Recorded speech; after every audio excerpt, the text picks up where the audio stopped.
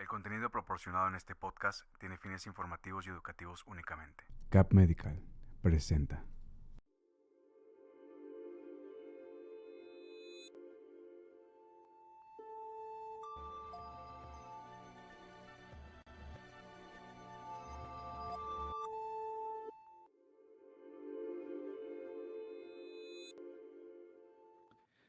Hola, ¿qué tal? Muy buenos días. Sean bienvenidos a una nueva consulta virtual desde las redes de Cap Medical, su clínica de corta estancia especializada en terapias de infusión, donde tratamos padecimientos como neurológicos, oncológicos, reumatológicos y hematológicos, entre otro tipo de especialidades más. El día de hoy, como cada consulta virtual, traemos un tema a la mesa con uno de nuestros especialistas. El día de hoy me acompaña el doctor Eugenio Santa Cruz para hablar acerca de la anemia hemolítica. Cabe mencionar que el doctor Eugenio es especialista en hematología pediátrica, por lo cual es un placer tenerlo aquí. Muy buenos días, doctor. ¿Cómo está? Hola, ¿qué tal? ¿Cómo estás? Gracias por la invitación.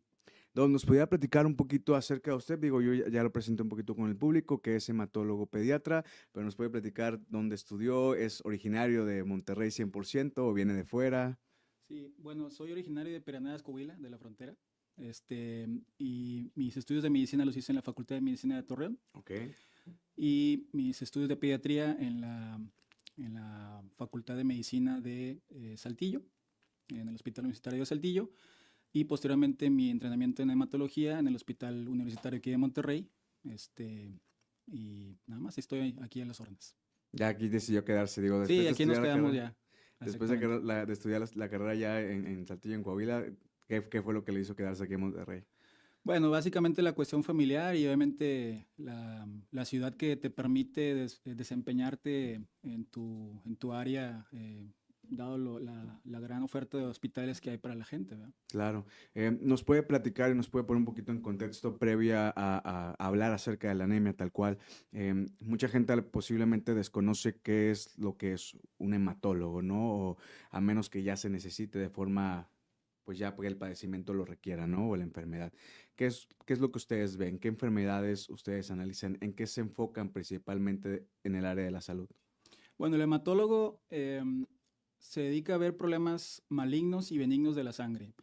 Em, Evidentemente, lo que más genera volumen en cuanto a pacientes son enfermedades como leucemias, linfomas, mielomas, por ejemplo, en el caso de los adultos, cierto tipo de anemias, por ejemplo, pero básicamente leucemias y linfomas es más de la mitad de los pacientes que se logran ver en hematología. Y obviamente hay un área a tomar en cuenta siempre es el llamado trasplante de médula ósea. Claro. El trasplante de médula ósea no solamente incluso trata enfermedades malignas, sino incluso, bueno, cáncer, digamos, sino hablamos también de que podemos llevar ese tipo de tratamientos a otras enfermedades no solamente hematológicas. Sí, es esa línea bien delgada, digo, para poner un poco en contexto, el tema de oncología y hematología, principalmente en neoplasias, es una línea de diferenciación bien específica cuando el hematólogo se encarga en su mayoría de veces con padecimientos oncológicos o de neoplasia que vienen ligados bien 100% a la sangre, ¿no? Y pues ya el oncólogo se deriva a otro tipo de tumoraciones.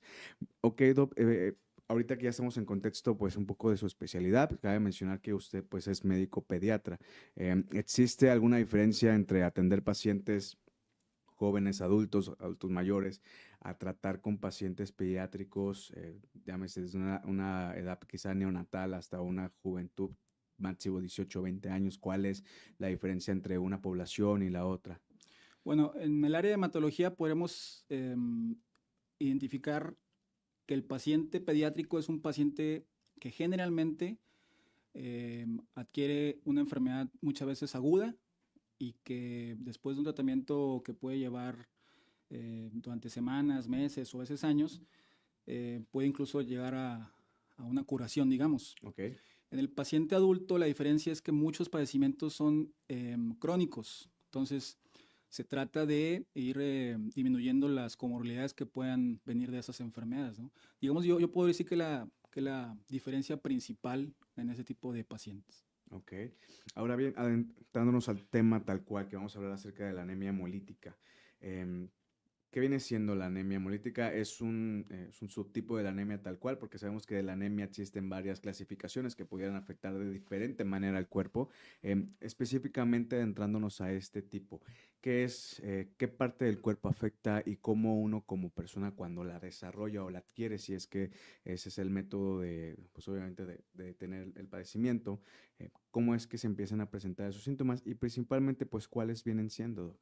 Bueno, partiendo de lo general, anemia es falta de sangre, por etimología, y hemólisis es destrucción de la sangre, digamos. Ok, Em, Podemos hablar de que una anemia se puede ver a tres principales causas: porque no se produce sangre, porque se destruye sangre o porque se pierde sangre, de forma muy general. ok. Em, la anemia más frecuente a nivel mundial por falta de producción adecuada, digamos, es la llamada anemia por deficiencia de hierro.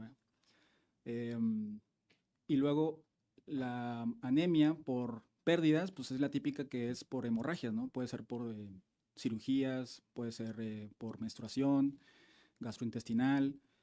Y luego viene la hemolítica, que mucho tiene que ver con componentes inmunológicos, ¿verdad?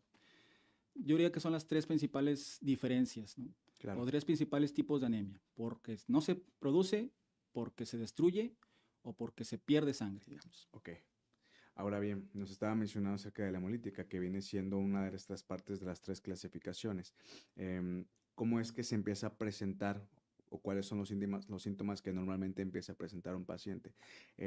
Considero que es importante saber la diferenciación entre estos tres tipos que acaba de mencionar, porque normalmente de forma cultural, como sociedad, Anemia hierro. exactamente, lo relacionamos directamente a solo una situación, ¿no? Más sin embargo, no estamos viendo estas diferentes clasificaciones subyacentes, los cuales pudieran generar este tipo de padecimiento. ¿Cómo usted nos lo pudiera platicar para poder estar un poquito más en contexto y sobre todo saber identificar, si no bien como tal el diagnóstico, pero sí saber que hay que acudir directamente con un hematólogo?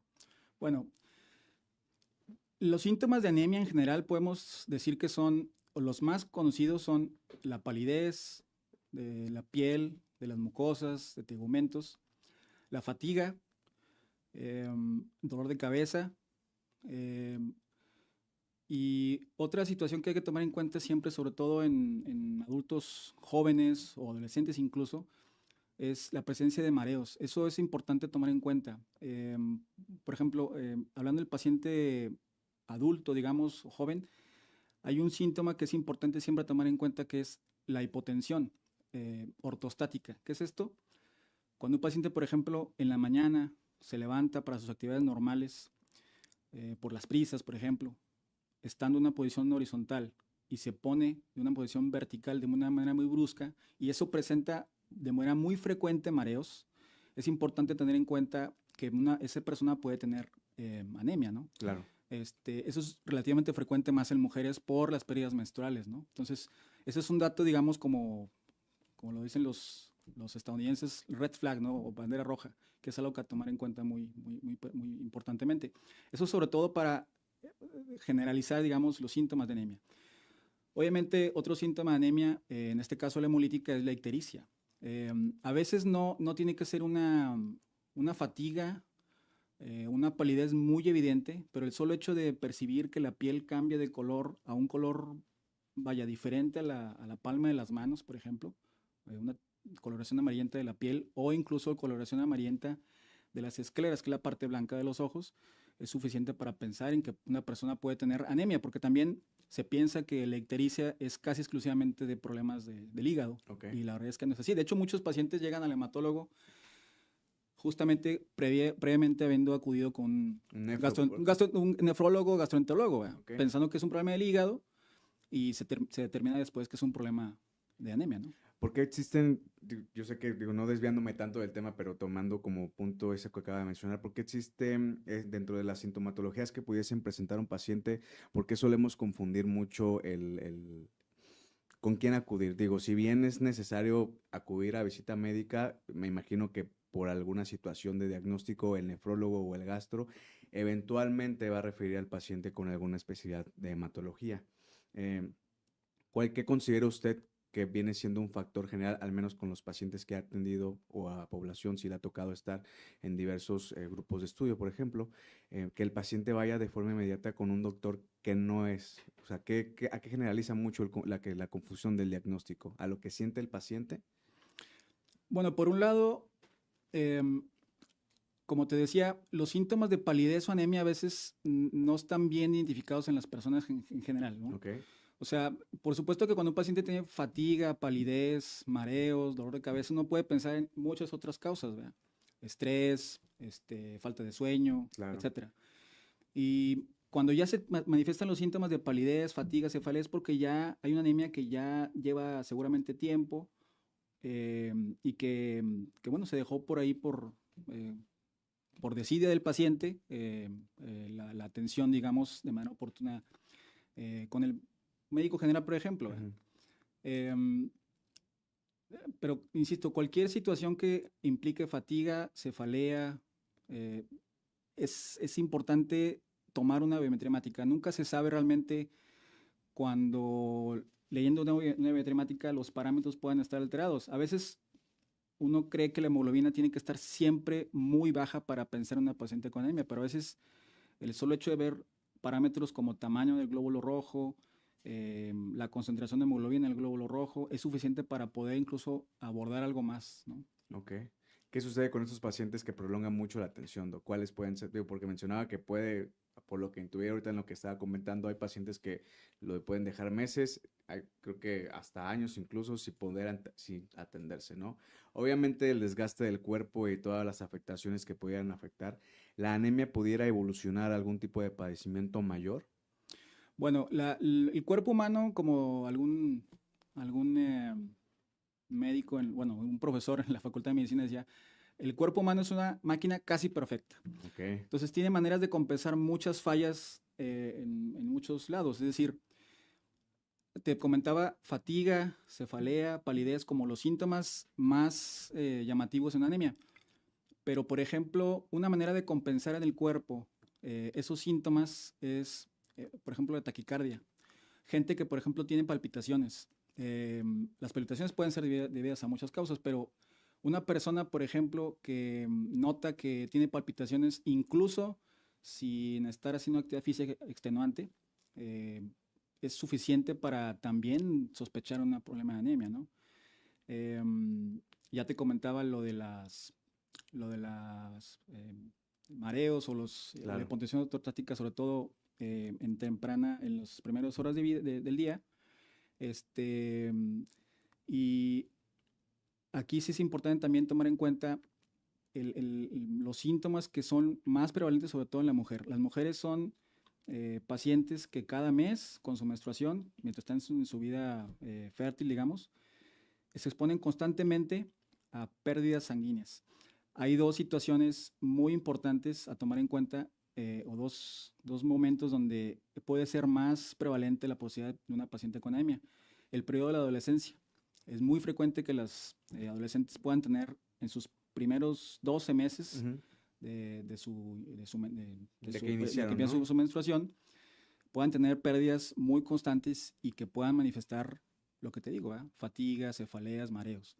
Y otra es el periodo ya alrededor de la menopausia, cuando la mujer puede tener también pérdidas aumentadas, lo que se llama metorragia, y eso condiciona anemia, ¿verdad? Ok.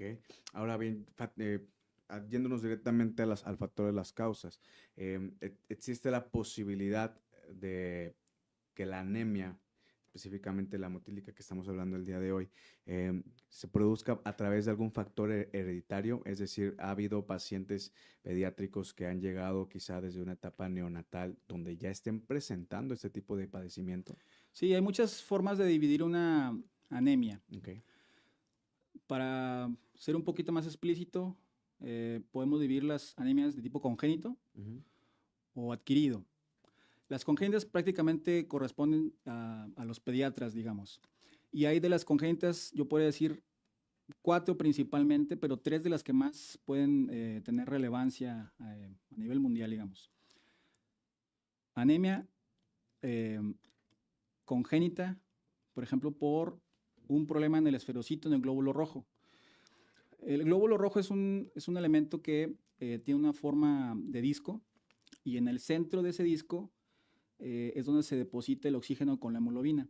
Y en el torrente sanguíneo tiene que tener la capacidad de poderse deformar dependiendo de dónde pase, si lugares un poquito más estrechos o más amplios.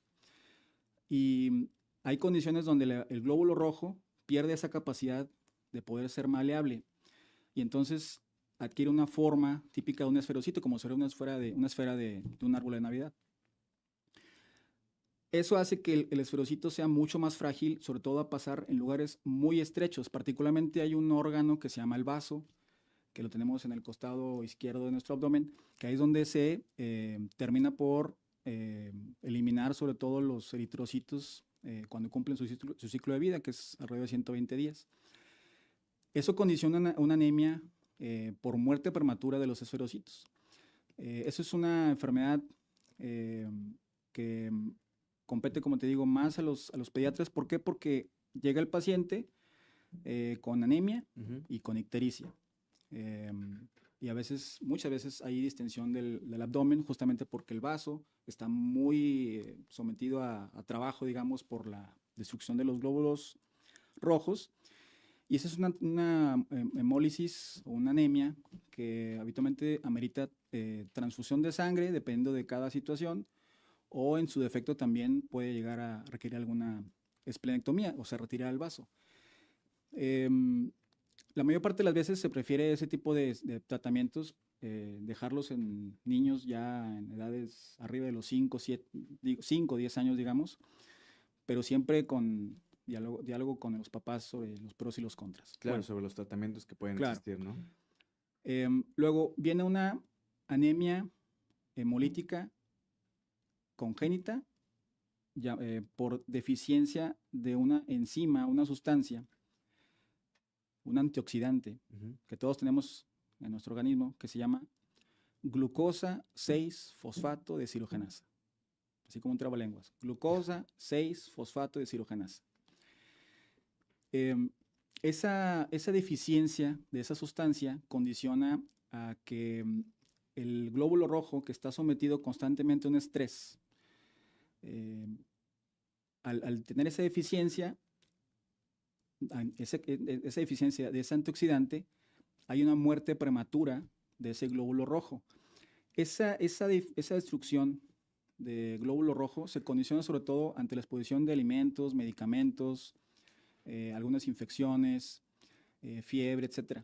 Afortunadamente, es importante aquí como dejar bien claro esto. Esta deficiencia es muy frecuente, pero afortunadamente pocas veces llega a necesitar el paciente alguna atención médica, ¿no? Es muy frecuente esa deficiencia, pero afortunadamente es poca la prevalencia de este tipo de anemia. Y una tercera causa, por ejemplo, es de otro tipo de anemia hemolítica, es anemia hemolítica congénita, talasemia. ¿Qué es esto? La hemoglobina es una proteína, y es una proteína que cuando hay un problema de talasemia, es un problema congénito, la proteína de la hemoglobina tiene se dice dos cadenas alfa y dos cadenas beta. La talasemia es una alteración en la cual hay una pérdida de una porción de esa hemoglobina, y eso condiciona a que esa hemoglobina sea insuficiente, digamos, y condiciona anemias con el curso de la vida. Hay un tipo de talasemia llamada alfa y otra beta. La alfa rara vez llega a tener algún impacto en los síntomas del paciente, pero la beta es la que sí frecuentemente los pacientes pueden requerir incluso transfusiones y en casos muy extremos algún trasplante de médula ósea. Y la tercera, la cuarta, la última, es la que más impacto causa a nivel mundial, que es la drepanocitosis. Te comentaba que el glóbulo rojo es un elemento, digamos, con forma de disco, maleable. Cuando hay un problema de drepanocitosis, o también llamada anemia de células falciforme, hay un problema con la formación de la hemoglobina, en la cual, recordemos que la hemoglobina es una proteína, La proteína está hecha a base de muchos aminoácidos y hay una alteración en el orden, digamos, de la formación de esos aminoácidos y condiciona que la hemoglobina sea de muy mala calidad. Y entonces eso deforma el glóbulo rojo y lo hace adquirir una forma que justamente se describe en el área de hematología, el glóbulo rojo como una forma de hoz, o como la hoz es una herramienta que se utiliza, por ejemplo, en agricultura para quitar hierbas o demás. Bueno, presenta la irregularidad, ¿no? Así es, cambia la forma del glóbulo rojo y eso hace que haya anemia, pero particularmente aquí los síntomas del paciente en ese tipo de casos se refiere a crisis vasoclusivas, o sea, hay isquemia. Esa forma de glóbulo rojo condiciona que se vayan acumulando en lugares muy estrechos del torrente sanguíneo. Hay una crisis vasoclusiva, o sea, hay una isquemia porque se juntan tantos drepanocitos, digamos. Hay una isquemia distal a ese flujo sanguíneo y condiciona a muchas crisis dolorosas del paciente, sobre todo en extremidades, y que esos casos pues, implica tratar dolor, hidratar bien al paciente. En casos muy extremos, bueno, frecuentemente hay que a veces transfundir al paciente.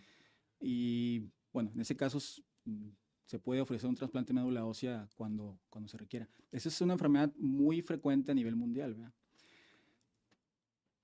Y aquí sí quiero hacer un paréntesis.